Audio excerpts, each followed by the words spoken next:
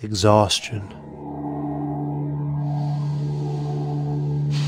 The lives that we admire tend to be people that have given everything they have for their mission. They fight, they strive, they struggle. They're tired and weary, hungry and hurt, but they don't give up. They go to the very end. They persevere. This is the story of one of those saints named Charles Wesley. Charles Wesley's family loved Jesus. His dad Samuel was a preacher, and Charles, the third son of 18 kids, along with the other sons, was encouraged to be a pastor. Charles was educated at Westminster School in Oxford and graduated in 1730. While there, he, his brother John Wesley, and their friend George Whitefield became known pejoratively by others on campus as Methodists, referring to their methodical approach to Bible study and Christian living. Methodical these men were. Though they were vigilant, passionate, and busy with their ministries, it wouldn't be until much later that Charles and John would fully surrender to Jesus. After a failed missionary trip to Georgia, Charles found himself at a low point of his life. His experiences in Georgia had challenged his faith, and he didn't know what to believe anymore. He tried to talk to old friends and even delved into mysticism, but nothing helped.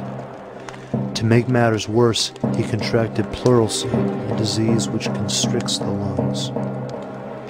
He was very ill and found himself at the care of his friend John Bray, who began reading the scriptures to him, listening to Charles' deep doubts, and taking care of him at his bedside. On Sunday, May 21st, 1738, Charles wrote in his journal, "I rose and looked into the scripture. The words that first presented were, 'And now, Lord, what is my hope? Truly my hope is even in Thee.' I now found myself at peace with God, and rejoiced in the hope of loving Christ. I saw that by faith I stood. I went to bed, confident of Christ's protection." Things changed immediately.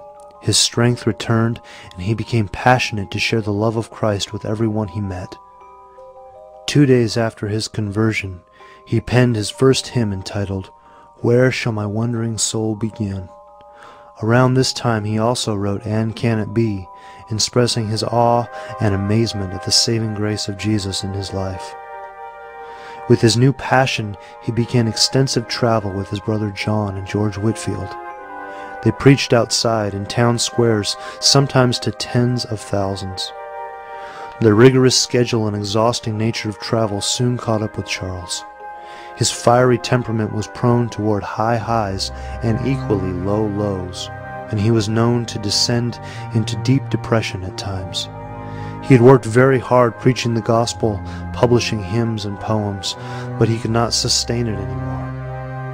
On one occasion he traveled 3 days in torrential rain with no sleep, and collapsed upon arrival in the town of Garth, where he met Sarah Gwynn, his future wife. In 1749 he and Sarah married, with John presiding over the ceremony. Charles and Sarah settled briefly in Bristol before moving to London so he could be close to John in the ministry. Though the exhaustion took its toll, Charles penned over 4,000 hymns over the course of his remaining 39 years, many of which we still sing today. Perhaps one of his sweetest he wrote to his beloved wife Sarah on his deathbed.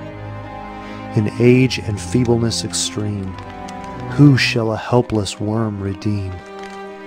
Jesus, my only hope thou art, strength of my failing flesh and heart. Oh, could I catch a smile from thee and drop into eternity."